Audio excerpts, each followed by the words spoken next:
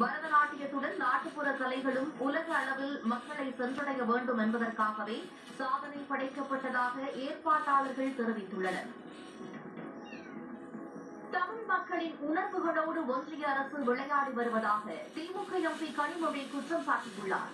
நாடாளுமன்றத்தில் குளிர்கால கூட்டத்தொடரில் பங்கேற்பதற்காக திமுக எம்பி கனிமொழி டெல்லி சென்றார். முன்னதாக சென்னை விமான நிலையத்தில் செய்தியாளர்களிடம் பேசிய அவர், தமிழர் திருநாளான பொங்கல் பண்டிகையின் போது சிஏ தேர்வு நடத்தப்பட உள்ளதாகவும், பண்டிகை காலத்தில் அரசு தேர்வுகள் நடத்தப்பட்டால் தேர்வர்கள் சிரமத்திற்கு ஆளாவார்கள் என்றும் குற்றம் சாட்டினார்.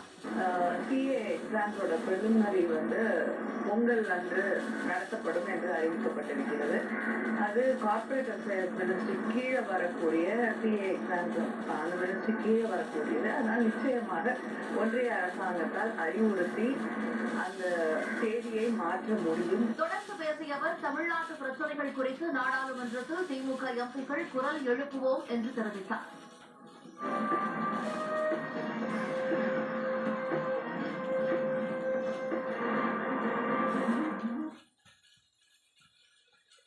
தற்போதைய நேரத்துக்கான தலைப்புச் செய்திகளை பார்க்கலாம்.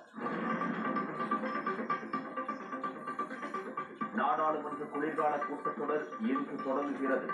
அதானி மீதான லஞ்ச புகார், மணிப்பூர் உள்ளிட்ட விவகாரங்களை எழுப்ப எதிர்க்கட்சிகள் திட்டம்.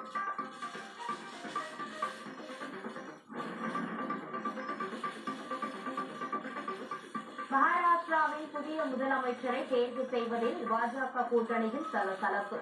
தேவேந்திர பட்னாவிஸ், ஏக்நாத் ஷிண்டே இடையே போட்டி நிலவுவதால் பரபரப்பு.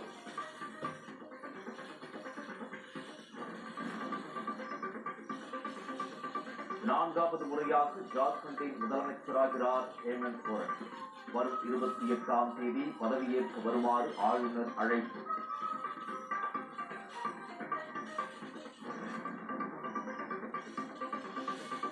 வங்கக்கடலில் நிலவும் ஆழ்ந்த காற்றழுத்த தாழ்வு பகுதி காற்றழுத்த தாழ்வு மண்டலமாக வலுப்பெறுகிறது. காவிரி டெல்டா மாவட்டங்களில் இன்று கன முதல் மிக கனமழை பெய்யக்கூடும் என வானிலை ஆய்வு மையம் எச்சரிக்கை.